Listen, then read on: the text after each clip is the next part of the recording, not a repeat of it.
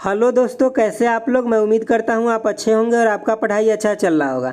चलिए आज के इस वीडियो में हम लोग बात करेंगे। आपका केमिस्ट्री का रिवीजन चल रहा है तो इसमें आज पार्ट नंबर 2 है। अगर आप पार्ट नंबर 1 नहीं देखें तो आपको मिल जाएगा चैनल पे, आप देख लीजिएगा। चलिए आज के इस टॉपिक में हम लोग बात करेंगे। ये सभी एग्जाम के लिए इंपॉर्टेंट है। जितना भी एग्जाम है जहाँ पे केमिस्ट्री का क्वेश्चन आता है वो सभी एग्जाम के लिए बहुत ज़्यादा इंपॉर्टेंट है। तो आप मन लगा के देखिए, अगर कोई भी रेलवे का एग्जाम आप दे रहे हैं तो देखिए यहाँ पे क्या है कि जल का आयन के बारे में आज हम बात करेंगे, यानी कि आयोनाइजेशन ऑफ वाटर के बारे में। देखिए सबसे पहले बात, अगर आप वाटर को तोड़ते हैं यानी कि H2O को अगर आप तोड़ते हैं तो क्या लिखते हैं, H+ और OH- लिखते हैं। इस फॉर्म में ये टूटता है। उसके बाद देखिए अगर आप H+ जो कंसंट्रेशन है इसका और गुना कर देते हैं किसके साथ, तो OH जो कंसंट्रेशन है माइनस में, इसके साथ अगर गुना कर देते हैं तो ये बराबर होता है आप 10⁻⁻14 यानी कि -14 के बराबर होता है। ये आपको याद रखना है। दूसरी बात क्या, अगर आपको pH वैल्यू निकालना है तो आप कैसे निकालिएगा, तो -log और H+ कंसंट्रेशन लेना है तो आपको क्या निकलेगा, pH वैल्यू निकलेगा। अगर आपको POH निकालना है तब कैसे निकलेगा, तो सब चीज़ तो सेम रहेगा लेकिन यहाँ H+ कंसंट्रेशन की जगह क्या आ जाएगा, तो OH- कंसंट्रेशन आ जाएगा। अगर आप टोटल pH वैल्यू अगर जोड़िएगा, जैसे कि pH वैल्यू प्लस में POH जोड़िएगा, एसिड प्लस में बेस पूरा, तो कितना आ जाता है जोड़ करके, तो 14 होता है। ये लाइन आपको याद रखना, ये इंपॉर्टेंट है। अगला देखिए अगर आपको मतलब जो विलयन है उदासीन है तो मतलब जो H+ कंसंट्रेशन है वो और OH कंसंट्रेशन है वो दोनों के वैल्यू क्या होगा, बराबर होगा। मतलब इस केस में 7 होता है। कितना होता है, 7 होता है। लेकिन देखिए जब अम्लीय होता है तब क्या होता है, H+ कंसंट्रेशन ज़्यादा होता है और OH क्या होता है, OH जो माइनस होता है ये कम होता है। तब वो कैसा विलयन होता है, तो अम्लीय होता है यानी कि एसिडिक होता है। और जब H+ कंसंट्रेशन कम हो जाए और OH कंसंट्रेशन ज़्यादा हो जाता है तब हम उसको क्या बोलते हैं, तो क्षारीय विलयन बोलते हैं। क्या बोलते हैं, क्षारीय विलयन बोलते हैं। समझ गए बातों को, मतलब बेस बोलते हैं। चलिए आगे देखते हैं। देखिए ये चीज़ें हैं। अगर आप अगर इसका शॉर्ट स्क्रीन लेना चाहते तो ले लीजिए। ये बहुत ज़्यादा उपयोगी मतलब नहीं है, लेकिन थोड़ा सा अगर एक झलक देखना चाहते तो इसका शॉर्ट स्क्रीन एगो ले लीजिए। ठीक है, ले लिए शॉर्ट स्क्रीन। चलिए आगे कर देते। देखिए यहाँ तक आप शॉर्ट स्क्रीन ले लीजिए। इसके बाद जो इंपॉर्टेंट टॉपिक है इसके बारे में हम बात करेंगे, इसको आप एक बार खुद ही पढ़ लीजिएगा। देखिए अब यहाँ से हम लोग बात करेंगे, ये इंपॉर्टेंट टॉपिक है। ठीक है, देखिए ये क्या है, सबसे पहला आ गया आपका बॉयल्स का लॉ। देखिए बॉयल्स लॉ में क्या होता है ना कि PV = में कांस्टेंट होता है। यहाँ पे P क्या है, तो यहाँ पे आपका प्रेशर है यानी कि दाब है, और V क्या है, तो वॉल्यूम है जिसको आप आयतन बोलते हैं। इतना = कांस्टेंट है। ये कहाँ से आता है, तो आप गैस का लॉ जो पढ़े हैं ना, यानी कि PV = में nRT जो पढ़े ना, यहीं से आता है। ठीक है, देखिए यहाँ पे n और r जो इसका अभी यहाँ पे कोई मैटर नहीं, इसको कांस्टेंट कर दीजिए आप। ठीक है, लेकिन यहाँ पे देखिए बॉयल्स के रूल में क्या होता है कि T भी कांस्टेंट होता है, मतलब टेम्परेचर कांस्टेंट होता है। जब टेम्परेचर कांस्टेंट हो गया इसके मतलब ये पूरा कांस्टेंट हो गया ना, तो PV = में K यहाँ पे लिख दिया, मतलब K का मतलब कांस्टेंट है। इसके मतलब P1 V1 = में P2 V2 = में P3 V3 आ जाएगा। ठीक है, आगे ये चलते ही जाएगा। तो इसी तरह से आपको क्वेश्चन कैसे पूछा जाता है ना कि बोल देगा टेम्परेचर कांस्टेंट है और उसका आपका 2 गो आयतन दे देगा, एगो प्रेशर दे देगा, दूसरा प्रेशर आपसे पूछ लेगा, तो इस फार्मूला में डालिएगा तो आपका निकल जाएगा। समझ गए बातों को। देखिए चलिए हम लोग आगे देखते हैं। ये सेम ही फार्मूला है, यहाँ पे इसको डेंसिटी के फॉर्म में कर दिया है। चलिए आगे देखते हैं। आपको मेन जो है ना, मेन आपको ये याद रखना है ना, एकदम क्वेश्चन इसी पे आता है, इससे बाहर नहीं है। तो ये तो कई बार ये पूछता है कि बॉयल्स का जो लॉ है इसमें कांस्टेंट क्या होता है, तो टेम्परेचर = में क्या होता है, कांस्टेंट होता है। ये आपको याद रखना है। चलिए आगे देखते हैं। देखिए आगे आपका क्या कर रहा है कि चार्ल्स का मतलब नियम कर रहा है। चार्ल्स का लॉ क्या, देखिए चार्ल्स के लॉ में क्या होता है कि वहाँ पे तो था आपका क्या कांस्टेंट था कि टेम्परेचर कांस्टेंट था, यहाँ पे आपका प्रेशर कांस्टेंट हो जाएगा। जब प्रेशर कांस्टेंट हो जाएगा इसके मतलब PV = आप क्या जानते हैं फार्मूला, nRT जानते हैं ना। तो यहाँ देखिए ये दोनों को छोड़ देना है और ये भी कांस्टेंट हो गया। इसके मतलब क्या हो गया कि V डायरेक्टली प्रोपोर्शनल T के हो गया ना, तो इसीलिए यहाँ पे V1/T1 आ गया, = में कांस्टेंट हो गया। तो अब आप इसको क्या लिख सकते हैं, V1/T1 लिख सकते हैं और = में कितना, तो V2/T2 लिख सकते हैं। मतलब ये चीज़ें आगे चलते ही जाएगा। तो आपको ये पूछ ले कि चार्ल्स के रूल में क्या कांस्टेंट होता है, तो आपको क्या बताना, P जो होता है प्रेशर जो होता है ये कांस्टेंट होता है। क्या कांस्टेंट होता है, प्रेशर। और चार्ल्स में क्या मतलब, वहाँ पे बॉयल्स में क्या देखे थे, तो वहाँ पे टेम्परेचर कांस्टेंट था। समझ गया बातों को। आगे देखिए, आगे आपका क्या है, तो गेल्स-हुसेल्स लॉ है। देखिए इसमें क्या होता है कांस्टेंट ना, कि इसमें जो होता है मतलब जैसे कि वॉल्यूम कांस्टेंट होता है, जैसे कि जो आपका आयतन होता है ये होता है क्या आपका कांस्टेंट होता है। इसके मतलब PV = में nRT की अगर बात कीजिएगा तो अगर ये चीज़ें कांस्टेंट हो गया, ये भी कांस्टेंट है, ये भी, तो इसके मतलब क्या हो जाएगा, P1/T1 हो जाएगा। ठीक है, और = में कितना हो जाएगा, फिर से P2/T2 हो जाएगा। आप इसको इंटरचेंज भी कर सकते हैं, जैसे कि यहाँ किया हुआ है कि आप इसको कैसे लिख सकते हैं, तो P1/P2 कर लीजिए और फिर से कितना, तो T1/T2 कर लीजिए। ये भी लिख सकते हैं, बिल्कुल लिख सकते हैं। चलिए आगे देखते हैं। देखिए आगे आपका क्या है कि एवोगाड्रो का लॉ है। देखिए एवोगाड्रो का लॉ क्या कहता है ना कि जो भी आपका वॉल्यूम है उसके डायरेक्टली प्रोपोर्शनल क्या एन है। एन क्या होता है तो नंबर ऑफ मोलिकुल्स होता है। देखिए एक एवोगाड्रो बराबर कितना होता है, कितना नंबर होता है तो 6.023 होता है या 22 भी लिख सकते हैं, इंटू में 10⁻23 होता है। ठीक है, कितना होता है 6.022 इंटू 10⁻23 होता है। ये एक एवोगाड्रो नंबर के बराबर होता है। ठीक है, देखिए डाल्टन का लॉ क्या कहता है, यानी कि डाल्टन्स लॉ कहता है कि जितना भी प्रेशर है सब प्रेशर को अगर जोड़ दीजिएगा तो वही आपका गैसीय मिश्रण का प्रेशर हो जाता है। देखिए गैसीय मिश्रण क्या होता है ना कि सभी गैसों के आंशिक दाबों का योग, मतलब वही क्या हो जाता है कि कुल के बराबर हो जाता है। तो देखिए यहाँ पे P जो है टोटल, मतलब टोटल प्रेशर कितना हो जाएगा, P1 P2 P3 सभी प्रेशर को जोड़ दीजिएगा तो कितना प्रेशर आएगा, तो ये जो आएगा यही टोटल प्रेशर कहलाता है। तो यही आपका डाल्टन का लॉ होता है। समझ गए बातों को। चलिए आगे देखते हैं। देखिए आगे आपका क्या है तो आदर्श गैस की बात करें, मतलब आइडियल गैस की बात करें। आइडियल गैस मतलब उसका फार्मूला क्या होता है तो ये आपको सबसे ज़्यादा याद रखना अच्छे से कि P में nRT होता है, जहाँ पे P क्या होता है तो ये एक मतलब जैसे कि गैस का क्या होता है तो दाब होता है। ठीक है, मतलब प्रेशर होता है।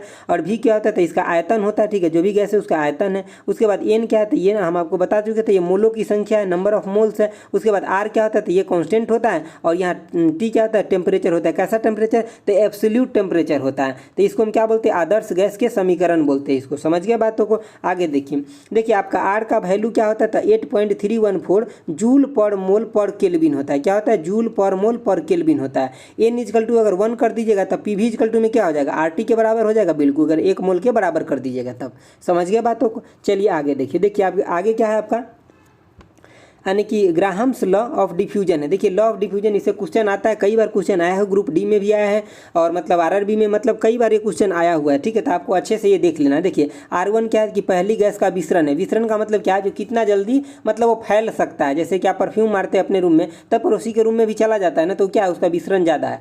R2 क्या हो गया कि यानी कि दूसरे गैस का विसरण हो गया। M1 क्या हो गया तो पहले गैस का यानी कि मोलर द्रव्यमान हो गया। और M2 क्या हो गया तो दूसरे गैस का मोलर द्रव्यमान हो गया। चलिए हम इसके फार्मूला थोड़ा देख लेते। यहाँ पे इचे अभी हम नहीं पढ़े तो देखिए यहाँ पे क्या है, इसको थोड़ा सा बड़ा कर लेते। 1 मिनट वेट कीजिए।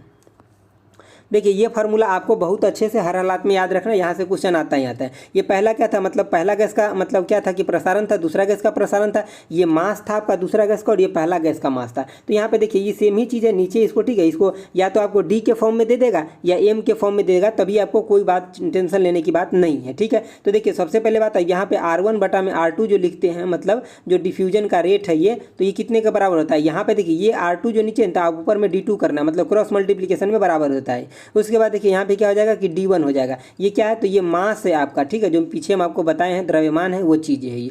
देखिए अब इसको M के फॉर्म में भी लिख देगा तो ये भी कोई बात नहीं, M2 लिख देगा और इसको M1 लिख देगा। तो मेन आपको कंसेप्ट याद रहना चाहिए कि ये जो होता है रूट के अंदर हो जाता है। समझ गए बातों को। चलिए आगे देखते हैं हम लोग इसमें क्वेश्चन कैसे आता है। तो देखिए जैसे कि आपको क्या करेगा, दोनों का रेट दे देगा, R1 R2 दे देगा, एगो का मास दे देगा, दूसरा का मास पूछ लेगा, या तो दूगो का मास दे देगा, एगो का रेट दे देगा, दूसरा रेट पूछ लेगा। तो मतलब मेन क्या है ना कि आपको सिर्फ और सिर्फ ये फार्मूला याद रखना है अच्छे से। समझ गए बातों को, अच्छे से स्टार लगा के। चलिए देखिए अगला क्या है, अम्ल बेस और क्षार जो है मतलब लवण जो है, यहाँ से क्वेश्चन आपका हमेशा आता है। देखिए यहाँ पे आपको याद क्या रखना है ना कि देखिए सबसे पहली बात क्या है कि एसिड का काम क्या होता है ना, कोई भी चीज़ ब्लू है ना, ब्लू को किस में तो रेड में बदल देता है, एसिड के द्वारा रेड में बदल दिया जाता है। आज जब यही ब्लू से क्या होता है ना, रेड से ब्लू होता है, तभी किसके द्वारा, ये होता है एसिड के द्वारा। ऊपर वाला जो हम आपको काम देखें कि ब्लू से लेकर के रेड में जा रहे थे, किसके, एसिड के द्वारा। लेकिन जब रेड से लेकर के और ब्लू में जा रहा है तब किसके द्वारा होता है, तो ये होता है आपका बेस के द्वारा। किसके द्वारा, बेस, यानी कि ये क्षार के द्वारा होता है और ये काम अम्ल के द्वारा होता है। यही यहाँ पे लिखा गया है। समझिए बातों को। देखिए और यहाँ पे ट्रिक इतना छोटा छोटा चीज़ में ट्रिक की क्या जरूरत है। आप इतना तो जान ही सकते कि ब्लू को अगर रेड में बदल रहा है तो मतलब एसिड के द्वारा, और अगर आप इसको उल्टा कर देते थे किसके द्वारा, बेस के द्वारा। तो आप एक याद रखिए, दूसरा तो आपका अपने आप हो जाएगा। एक याद रखिए आप क्या कि एसिड से क्या होता है ना कि ब्लू से रेड में बदल जाता है, तो इसका उल्टा किससे हो जाएगा, बेस से हो जाएगा, अपने आप हो जाएगा। चलिए आगे देखिए। आगे देखिए यहाँ पे क्या है आपका कि जैसे कि यहाँ पे रासायनिक यौगिक है, यानी कि केमिकल कंपाउंड है। तो क्या क्या होता है, एसिड होता है आपका, बेस होता है, एसिड कहे तो अम्ल होता है, बेस कहे तो क्षार होता है, लवण होता है। ठीक है, देखिए अब यहाँ पे क्या है कि टाइप्स ऑफ एसिड होता है। कौन कौन टाइप के एसिड होता है, तो ऑक्सीजन एवं हाइड्रोजन की उपस्थिति के कारण होता है, आधार पर होता है। तो इसके आधार पर 2 होता है। देखिए कौन कौन होता है, देख लीजिए इसके आधार पर। एक तो आपका ऑक्सी अम्ल होता है, दूसरा हाइड्रा अम्ल होता है। अगला देखिए, अगला क्या आपकी हाइड्रोजन आयन त्याग करने की क्षमता के आधार पर। हाइड्रोजन आयन कौन कितना त्याग कर सकता है उसके क्षमता के आधार पर देखेंगे तो एगो प्रबल अम्ल हो जाएगा, एगो दुर्बल हो जाएगा, मतलब एगो स्ट्रांग हो जाएगा, एगो वीक हो जाएगा। तीसरा देखिए, यानी कि जलीय विलयन में अम्ल की मात्रा के आधार पर देखिए, तो ये क्या होता है, एक सांद्र अम्ल होता है और दूसरा क्या तनु अम्ल होता है। अब हम इस सब के बारे में थोड़ा थोड़ा देखते हैं जो इंपॉर्टेंट पॉइंट है। देखिए जैसे कि ऑक्सी अम्ल कहें तो क्या होता है, ऑक्सी अम्ल बोले तो ये अम्ल जिनमें हाइड्रोजन परमाणु से एक ऑक्सीजन परमाणु संयुक्त रहता है तथा कम से कम एक अन्य तत्व की उपस्थिति होता है, उसके हम क्या बोलते हैं, तो उसको ऑक्सी अम्ल बोलते हैं। देखिए यहाँ पे हाइड्रोजन है, ऑक्सीजन है और ये और कोई परमाणु है तो हम इसको क्या बोलेंगे, इसको हम बोलते हैं ऑक्सी मतलब एसिड बोलते हैं, ऑक्सी एसिड या ऑक्सी अम्ल बोलते हैं। अगला देखिए, अगला आपका क्या है टॉपिक कि यानी कि हाइड्रा अम्ल की बात करें तो इसमें क्या होता है, हाइड्रा अम्ल में ऑक्सीजन नहीं पाया जाता है। जैसे कि देखिए यहाँ पे जैसे कि हाइड्रोक्लोरिक एसिड हो गया, HF हो गया, तो इसमें क्या है, मतलब आपको ऑक्सीजन दिख रहा है कहीं नहीं ना, तो मतलब हाइड्रा नामे से हाइड्रा मतलब हाइड्रोजन होगा, इसमें ऑक्सीजन नहीं है। समझिए बात। तो इसी का यहाँ पे एग्जाम्पल दिया, जैसे कि हाइड्रोक्लोरिक एसिड हो गया, यानी कि HCN हो गया, HF हो गया, ये सब हो जाएगा। चलिए आगे देखते हैं। देखिए आपका आगे क्या है कि ऑक्सिक एसिड में यहाँ पे क्या कर रहा है कि इनमें हाइड्रोजन यानी कि इनमें क्या होता है, हाइड्रोजन तथा ऑक्सीजन दोनों होता है। यहाँ पे देखिए हाइड्रोजन तथा दोनों इसमें दोनों है, ठीक है। चलिए आगे देखते हैं। मतलब देखिए सिंपल बात है, इसमें आपको समझ में क्या रखना था, यहाँ पे देखिए जैसे कि आपको ऑक्सी एसिड बोल देना तो आपको क्या ध्यान रखना है कि ऑक्सीजन हाइड्रोजन के साथ एगो कोई और होगा, और जैसे कि आप हाइड्रा एसिड बोल देना तो आपको समझना है कि यहाँ पे क्या होगा ना कि मतलब क्या होगा कि मतलब ये होगा, मतलब ऑक्सीजन नहीं होगा, हाइड्रोजन होगा, उसके साथ कोई और होगा। समझ गए बातों को। चलिए आगे देखते हैं। ऑक्सी के बारे में हम आपको पूछे बता ही चुके हैं कि उसमें ऑक्सीजन होता है, उसमें दोनों चीज़ होता है। चलिए आगे देखिए। देखिए अब आप आगे आपका है, यहाँ से क्वेश्चन आता है, इसको आपको इंपोर्टेंट मार्क लगा करके और अच्छे से याद रखना है। क्या है, देखिए एसिटिक अम्ल, एसिटिक अम्ल कहाँ से स्रोत इसका कहाँ है, कहाँ से मिलता है, तो ये मिलता है आपका सिरका यानी कि विंजर से मिलता है। एमिनो अम्ल की बात करें कहाँ से मिलता है, तो प्रोटीन से मिलता है, जो प्रोटीन का सामान आप खाते हैं वहाँ से एमिनो अम्ल मिलता है आपके बॉडी को। फॉर्मिक अम्ल कहाँ से मिलता है, तो ये लाल चींटी या मधुमक्खी के डंक से मिलता है। जैसे कि आपको चुट्टी काट लेता है अगर, तो आपके अंदर वो फॉर्मिक एसिड ही छोड़ देता है, जिसकी वजह से आपको चुनचुनाहट होते रहता है।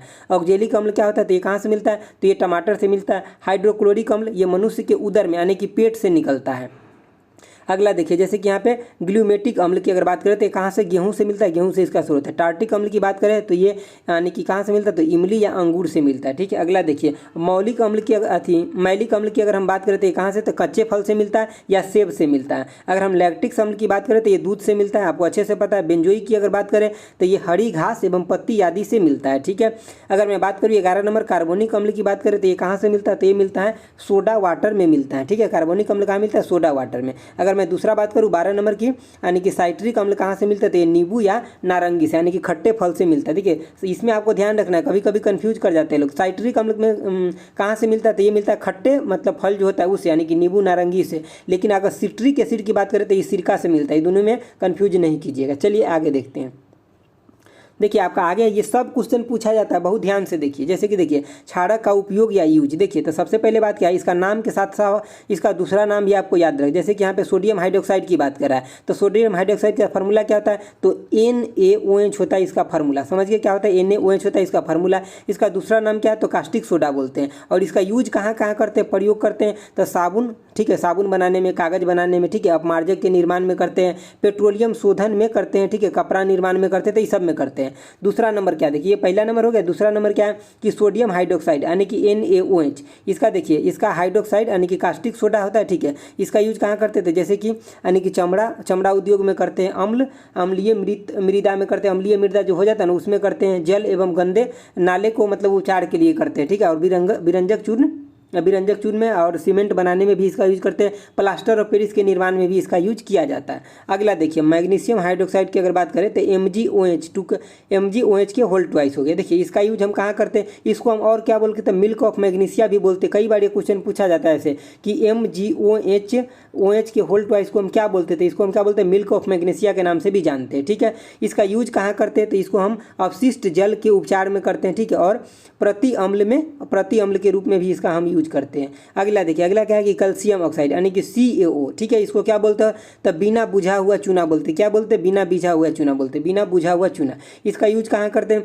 तो कीटनाशक में करते हैं, कीटनाशक बनाने में, सीमेंट मतलब इंडस्ट्री में करते हैं, उसके बाद कागज इंडस्ट्री में करते हैं, ठीक है। उसके बाद उच्च श्रेणी के इस्पात के निर्माण में करते हैं, कास्टिक सोडा के निर्माण में करते हैं, इस समय इसका उपयोग करते हैं, ठीक है।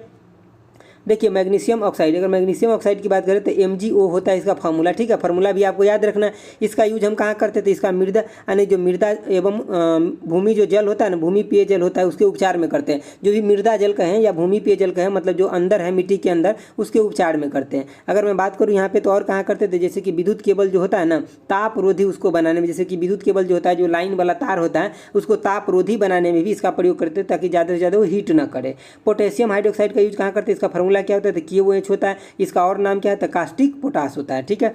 अब देखिए आगे इसका, देखिए इसका यूज कहाँ करते थे, इसके क्षारीय बैटरी में विद्युत अपघटन के रूप में, मतलब इलेक्ट्रोलाइट के रूप में हम इसका प्रयोग करते हैं। किस रूप में करते थे, इलेक्ट्रोलाइट के रूप में इसका प्रयोग करते हैं। देखिए आगे आपका कुछ pH स्केल पे वैल्यू का मतलब दिया है, इसको आपको अच्छे से याद रखना है। देखिए सबसे बाद pH स्केल का हम यूज क्या करते हैं, तो मतलब अम्लीय होता है या क्षारीय चीज़ों को मेजर करने के लिए कहते हैं। ये चीज़ें इंपॉर्टेंट है। इसका खोज कब हुआ था, तो 1909 में हुआ था। और किसके द्वारा, तो सोरेनसन के द्वारा इसका खोज किया गया था। चलिए देखिए pH का इंपॉर्टेंट वैल्यू है, इसको आप याद रखिए, क्योंकि हर परीक्षा में एक pH का वैल्यू पूछा जाता है। आपको यहाँ से याद देखिए, अगर बैटरी का पूछ दे तो बैटरी के जो मतलब अंदर जो होता है pH वैल्यू, वो सबसे ज़्यादा स्ट्रॉन्ग होता है। तो कितना होता है, तो ये सबसे ज़्यादा स्ट्रॉन्ग एसिड होता है, तो 0 से लेकर 1 के बीच में इसका वैल्यू होता है। अगर आपका जठर रस से पूछ दे, यानी कि गैस्ट्रिक जूस जो आपके बॉडी से निकलता है, तो 1.2 से 2 होता है। अगर नींबू सिरका ये सब का पूछ दे तो कितना होता है, 2.2 से लेकर 3.4 के बीच में होता है। सोडा, शराब और संतरा रस का पूछ दे तो कितना होता है, 3.2 से लेकर 3.9 के बीच में होता है। ये सब आपको याद रखना है। 1 से 2 बार देखिएगा ना, तो आपको अपने आप याद हो जाएगा, बहुत ज़्यादा टेंशन लेने की जरूरत नहीं है, ठीक है।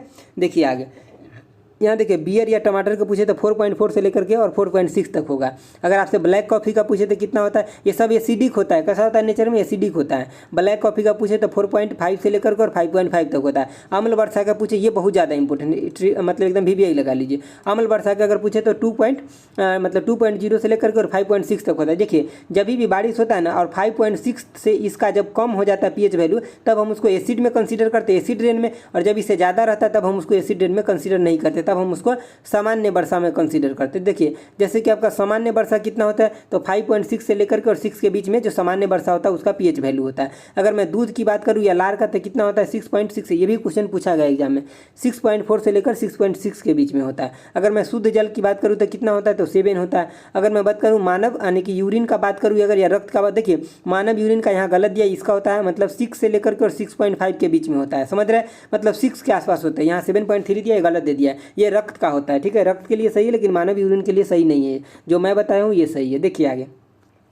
आगे क्या है आपका कि समुद्री जल। देखिए समुद्री जल की यहाँ बात कर रहा था, ये कितना होता है, ये होता है आपका बेस हो जाता है, यानी कि क्षारीय हो जाता है। तो कितना होता है इसका वैल्यू, यानी कि 7.5 से लेकर के और 8.4 के बीच में होता है। अगर मैं बेकिंग सोडा की बात करूँ, यानी कि सोडियम युक्त पेय का बात करूँ, तो इसका कितना होता है, जो आप बेकिंग सोडा मतलब जैसे कि जो सोडियम वाला वाटर जो पीते हैं ना आप लोग, तो उसका क्या होता है, जैसे कि इसका वैल्यू होता है आपका 9.2 के आसपास होता है, ठीक है, pH वैल्यू, मतलब ये बेस कैटेगरी में चला जाता है। देखिए आगे क्या होता है कि जैसे कि अमोनिया की बात करें, तो अमोनिया क्या होता है, यानी कि इसका कितना होता है, तो इसका 11.6 होता है। समझ गए बात, तो कितना होता है, यानी कि 11.6 होता है इसका। देखिए ये सब क्वेश्चन आपको तब काम आएगा ना, जैसे कि मतलब क्वेश्चन कोई दे दिया, उसमें चारों ऑप्शन दे दिया, बोला सबसे ज़्यादा किस में है pH वैल्यू, सबसे कम किसका है pH वैल्यू, तब वहाँ पे ये सब ऑप्शन ही काम आता है आपको। देखिए अगर तनु सोडियम की बात करें, तनु सोडियम हाइड्रोक्साइड की बात करते हैं, इसका कितना होता है, तो इसका 13 होता है। अगर मैं आगे बात करूँ सांद्र सोडियम हाइड्रोक्साइड की बात करें तो कितना होता है, तो 14 होता है। तो ये सब आपको अच्छे से याद रखना है। चलिए आगे देखते हैं क्या है आपका। देखिए आगे यहाँ पे आपको जो pH वैल्यू की बात कर रहा है, और ये प्रबल, देखिए जब से 0 से लेकर के और 3.5 के बीच में रहेगा, 0 से 3.5 के बीच में है, तब ये कैसा होता है, तो ये स्ट्रॉन्ग एसिड होता है, यानी कि प्रबल अम्ल होता है। कैसा होता है, प्रबल अम्ल होता है। अगर आपका मतलब 3.5 से 7 के बीच में, तब कैसा होगा, तो दुर्बल होगा, मतलब उतना ज़्यादा स्ट्रॉन्ग नहीं होगा। लेकिन 7 है तो उदासीन होता है। यहाँ पे एसिड और बेस दोनों बराबर हो जाता है, ठीक है। और 7 से अधिक है, मतलब 7 से लेकर 10 के बीच में, तो उसको हम दुर्बल क्षार बोलते हैं। लेकिन अगर 10.5 से ऊपर हो गया तो हम उसको क्या बोलते हैं, प्रबल क्षार बोलते हैं। जो कहाँ तक होगा, तो 10.5 से लेकर के और 14 तक ये जा सकता है। समझिए बातों को। चलिए आगे देखते हैं। देखिए अब हम लोग बात करेंगे लवण के बारे में। लवण बोले तो साल्ट, ठीक है। देखिए इसमें क्या होता है कि जब अम्ल और क्षार दोनों अभिक्रिया करता है, अम्ल और क्षार का एक साथ अभिक्रिया होता है, तो क्या बनता है, उदासीन बन जाता है। समझिए बातों को। जैसे कि यहाँ पे देखिए, जैसे ये एसिड है और ये बेस है, जब ये दोनों अभिक्रिया करेगा तो क्या बन जाएगा, साल्ट प्लस में जल बन जाएगा। इसी तरह से देखिए यहाँ पे आपको शो किया गया रिएक्शन क्या बोला है कि जैसे कि HCl, ये क्या है, तो एक एसिड है, और NaOH मतलब यानी कि सोडियम हाइड्रोक्साइड जो ये कैसा था, एक बेस है। जब ये दोनों एक साथ जुटेगा, अभिक्रिया करेगा तो क्या बन जाएगा, NaCl, और यहाँ पे प्लस में कर लीजिएगा, प्लस में NaCl प्लस में क्या, तो वाटर बन गया। तो मतलब न्यूट्रलाइज इक्वेशन हो गया, मतलब ये क्या हो गया कि न्यूट्रलाइज हो गया। देखिए अब आगे क्या है आपका कि मतलब अगर आप अम्ल या क्षार को कैसे पता लगाते थे। देखिए अम्ल और क्षार के पता लगाने के लिए आप या तो लिटमस पेपर से पता लगाते हैं, ठीक है, मतलब लिटमस पेपर से, या फिनाप्थेलिन की हिसाब से लगाते हैं, या किसका, तो मिथाइल ऑरेंज से आपको पता चलता है कि ये एसिड है या बेस है, मतलब अम्ल है या क्षार है, ये चीज़ें पता चलता है। आगे देखिए जैसे कि यहाँ पे परमाणु भार इक्वल टू क्या होता है कि तुल्यांकित भार इंटू में क्या, तो संयोजकता होता है। तो देखिए आप यहाँ से आपको कोई भी चीज़ पूछ लीजिए, जैसे कि आपको तुल्यांकित भार पूछ रहे तो क्या कर दीजिएगा, परमाणु भार बटे में संयोजकता कर दीजिएगा। तो ये देखिए एक फार्मूला आप यहाँ से देख लीजिए, देखिए क्या लिखा है कि आयन का तुल्यांकित भार, तो आयन का तुल्यांकित भार पूछ रहा है, तो ऊपर में आयन का मतलब जो आयनिक है उसका आपको क्या लिखना है, तो जो उसका मतलब द्रव्यमान है वो लिखना है, ठीक है। उसके बाद कितना, तो नंबर ऑफ आयन की संख्या नीचे में लिख देना, तो ये आपका आ जाएगा क्या, आयन का तुल्यांकित भार आ जाएगा। चलिए हम लोग आगे देखते हैं। ये देखिए ये आपका इंपॉर्टेंट चीज़ है, यहाँ पे क्या है, तो देखिए यहाँ पे क्या आपको बात किया गया कि कुछ लवण और उनके उपयोग। देखिए हम लोग सिर्फ लवण देखेंगे और उपयोग देखेंगे, यही ज़्यादा इंपॉर्टेंट है। जो इंपॉर्टेंट चीज़ है उसी को कवर कर रहे हैं हम लोग, जो एग्जाम में सीधे सीधे पूछा जाता है। देखिए सबसे पहला बात क्या है कि सोडियम क्लोराइड, इसका फार्मूला क्या होता है, NaCl आपको याद रखना है। इसका दूसरा नाम क्या है, तो साधारण नमक। इसका यूज कहाँ कहाँ होता है, उपयोग कहाँ होता है, तो भोजन के निर्माण करने में, या अचार को मतलब क्या परीक्षण रखने मतलब अच्छा से रखने में। उसके बाद क्या, अत्यधिक जो जहाँ पे ठंडा प्रदेश है वहाँ पे बर्फ अगर जम जाता है सड़क के ऊपर तो उसको पिघला करके हटाने में इसको काम आता है। उसके बाद कहाँ, तो बेकिंग सोडा एवं सोडियम हाइड्रोक्साइड के निर्माण में इसका प्रयोग किया जाता है। अगला देखिए, अगला आपका क्या कि सोडियम हाइड्रोक्साइड की अगर बात करें, NaOH की बात करें, तो इसका मतलब दूसरा नाम क्या होता है, तो धोवन सोडा होता है। और इसका यूज कहाँ पे करता है, तो सोडियम लवण में करते हैं। उसके बाद कागज के निर्माण में करते हैं, लकड़ी के लुगदी बनाने में करते हैं। उसके बाद कहाँ, तो बॉक्साइड अयस्क के शोधन में करते हैं। उसके बाद कहाँ करते हैं, तो उद्योग सफाई में भी करते हैं, मतलब इन सभी में, मतलब इंडस्ट्री में भी इसका यूज किया जाता है। अगला पॉइंट आपका क्या है कि देखिए सोडियम कार्बोनेट, सोडियम कार्बोनेट का फार्मूला याद रखिएगा, कई बार पूछा गया, Na2CO3 सोडियम कार्बोनेट का फार्मूला है, ठीक है। तो कास्टिक सोडा इसका दूसरा नाम है। देखिए इसका यूज कहाँ करते हैं, तो कांच, कागज, साबुन ये सब बनाने में इसका यूज करते हैं। उसके बाद देखिए ईंट निर्माण उद्योग में करते हैं, ठीक है। उसके बाद देखिए कहाँ करते हैं, जैसे कि जल के अस्थायी कठोरता को मतलब दूर करने के लिए उसके उपचार में करते हैं, ठीक है। उसके बाद इसी सब में करते हैं, टूथपेस्ट में भी करते हैं, ठीक है, फ्लोटिंग एजेंट में करते हैं। तो इस समय इसका यूज किया जाता है। तो एक बार इसको एक झलक देखिए नज़र से, ठीक है। अगला देखिए, अगला आपका क्या है, अगला आपका कि सोडियम बाइकार्बोनेट, इसको सोडियम बाइकार्बोनेट बोलते हैं, या क्या बोलते हैं, तो सोडियम हाइड्रोजन कार्बोनेट भी बोलते हैं।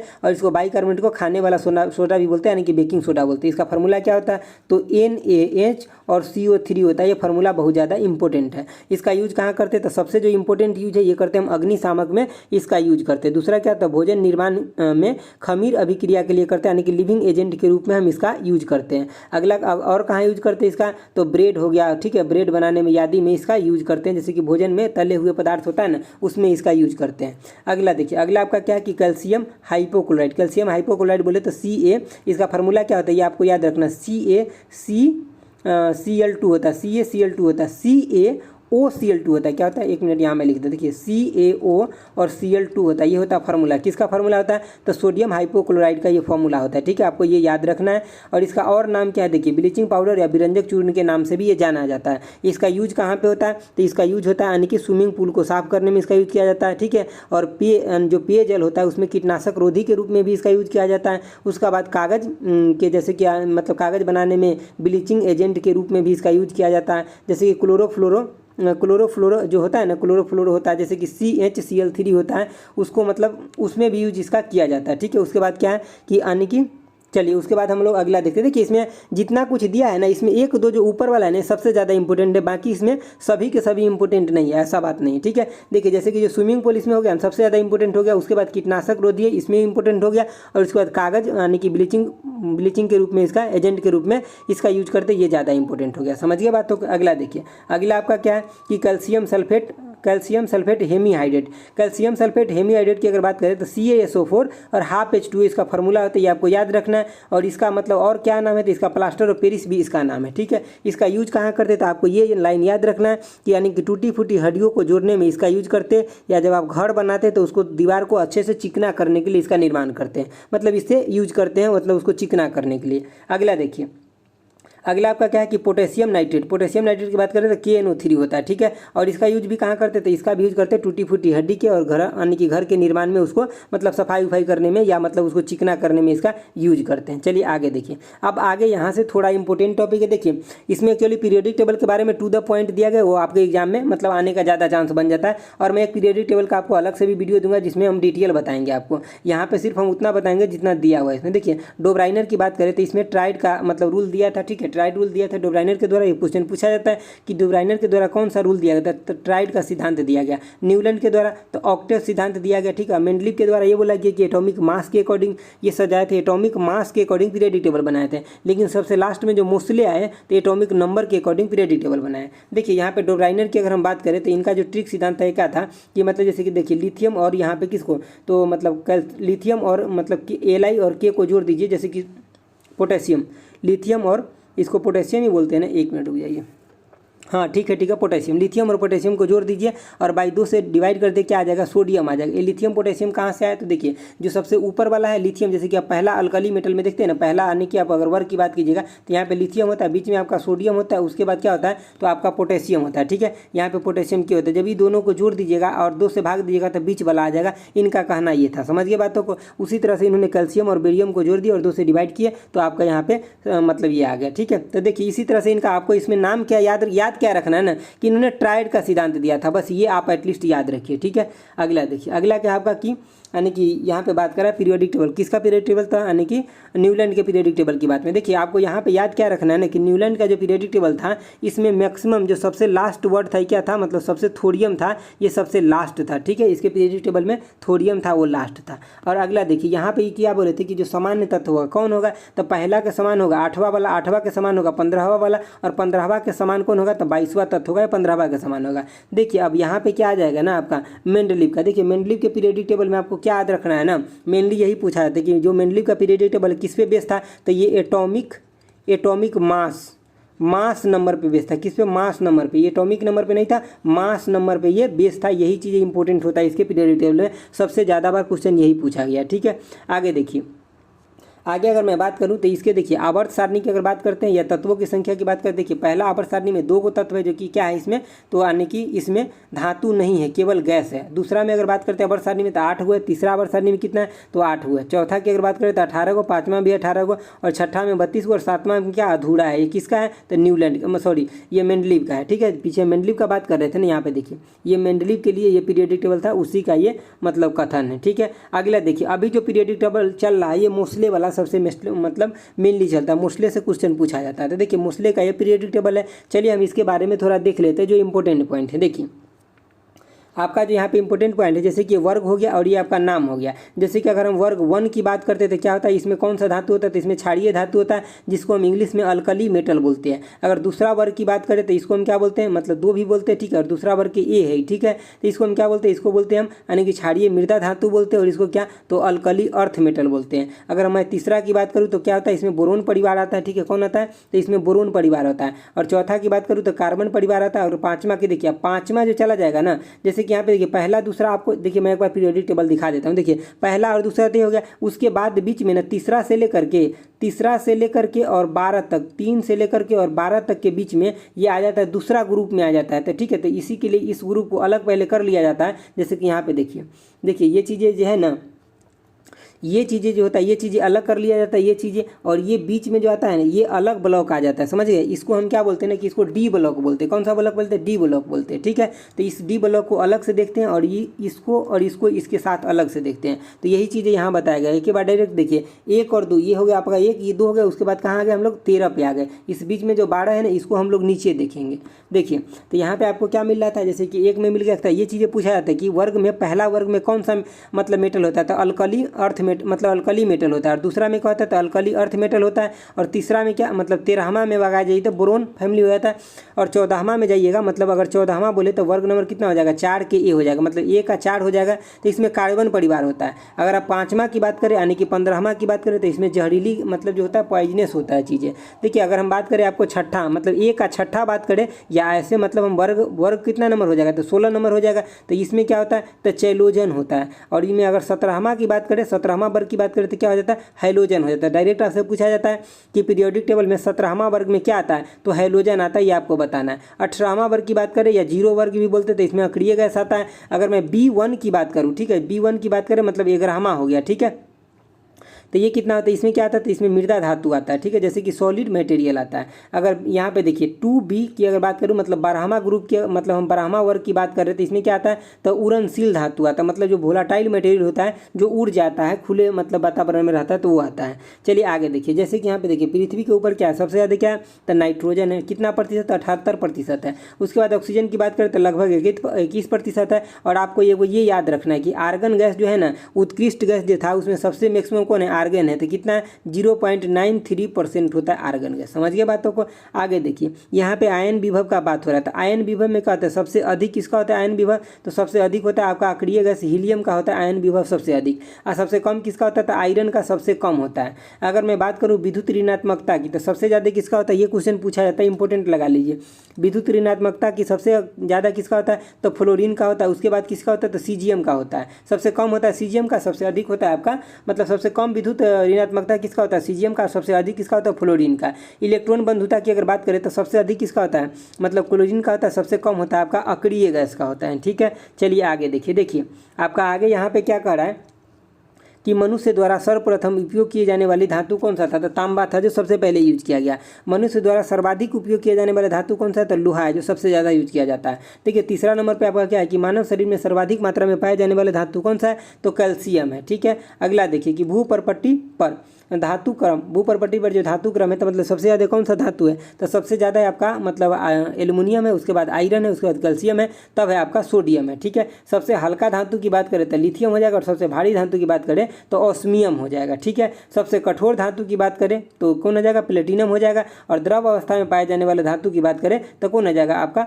मतलब मरकरी हो जाएगा, ठीक है। अगर देखिए मेटोलाइट की अगर हम बात करें थोड़ा सा, देखिए मेटोलाइट में क्या होता है, देखिए जैसे कि आपके सामने अगर पीरियोडिक टेबल है तो एक बार खोल के देखिए, आपको अच्छा से पता चल जाएगा मेटोलाइट क्या होता है। देखिए यानी कि इसमें धातु तथा अधातु दोनों का गुण पाया जाता है, ठीक है। और इसमें कितने संख्या होता है, तो टोटल 7 संख्या होता है। देखिए क्या क्या होता है, जैसे कि आप पहला अगर पीरियड आवर्त सारणी में, जैसे ऐसे आवर्त सारणी होता है ना, तो पहला आवर्त सारणी में देखिएगा तो कितना है इसकी संख्या, तो 0 है। दूसरा में देखिएगा तो 1 हो जाएगा, वो है कौन, तो बोरी यानी कि बोरोन है, कौन है, तो बोरोन है। दूसरा कौन है, तो बोरोन है। देखिए तीसरा में अगर आप देखिएगा, तीसरा आवर्त सारणी में तो क्या आपको दिखेगा, तो 1 दिखेगा, कौन, तो सिलिकॉन। चौथा में अगर देखिएगा तो 2 दिखेगा, कौन, जर्मेनियम और आर्सेनिक दिखेगा। पांचवा में देखिएगा तो कौन दिखेगा, तो 2 दिखेगा, कौन, तो 1 दिखेगा आपका यहाँ पे, एगो एंटीमनी दिखेगा, दूसरा ट्यूलेरियम दिखेगा। क्या दिखेगा, एंटीमनी, एगो ये एंटीमनी हो गया, ठीक है। इधर मेरा पेन नहीं चलता इसीलिए खाली पॉइंट होता है। देखिए एंटीमनी, और एगो क्या होता है, तो ट्यूरेलियम होता है, ठीक है। अब अगला देखिए, अगला क्या आपका छठे में क्या होता है, तो एक होता है, कौन होता है, तो पोलोनियम होता है। छठा में कौन होता है, पोलोनियम। और सातवां में क्या होता है, 0। तो भी सभी का आप जोड़िएगा तो कितना हो गया, देखिए 2 और 2 4, 2 6 1 7 हो गया। तो 7 को टोटल उप धातु है, जो कि पहला में नहीं होता और लास्ट में भी नहीं होता, लेकिन होता है किसमें, देखिए। अब उसके बाद दूसरा तीसरा में एखुन होता है, ठीक है। इसको आप ऐसे याद रख सकते, देखिए पहला में और लास्ट में नहीं होता है, दूसरा तीसरा में एखुन होता है, और देखिए यहाँ पे चौथा पांचवा में 2 होता है, फिर लास्ट में जाके एगो हो जाता है, ठीक है। अगला देखिए, तो दोस्तों आज हम लोग ना इतना ही तक रखते हैं, ठीक है। इससे जो आपका आगे बच गया, ये भी बहुत ज़्यादा इंपॉर्टेंट है पूरा टॉपिक, तो हम एगो और वीडियो आपको दे देंगे, ताकि मतलब देखिए छोटा छोटा वीडियो इसलिए दे रहे हैं ना, ताकि मतलब आपको एक ही वीडियो में सब कुछ दे देंगे तो आपको पढ़ने में मज़ा नहीं आएगा, आप बोर हो जाइएगा, इसीलिए छोटा छोटा दे रहे हैं। लेकिन आप इसको देखिए जरूर, अगर एक बार में समझ में नहीं आता तो 2 बार देखिए। देखिए अब ये सब क्वेश्चन डायरेक्ट ऐसे एग्जाम में पूछा जाता है, डायरेक्ट आपसे पूछ लेगा ना कि पहला आवर्त सारणी में उप धातुओं की संख्या कितना है। अगर आप ऐसे नहीं पढ़े रहिएगा अरेंज वे में तो बस आंसर गलत हो जाएगा। तो इसीलिए मैं सोचता हूँ कि आपका आंसर गलत ना हो, इसीलिए आप अरेंज वे में पढ़िए। समझ गए बातों को। तो अगर आपको अच्छा लगा तो दोस्तों के साथ शेयर जरूर करिएगा। तो आज के लिए इतना ही रखते हैं। Thanks for watching. Okay bye. जय हिंद दोस्तों।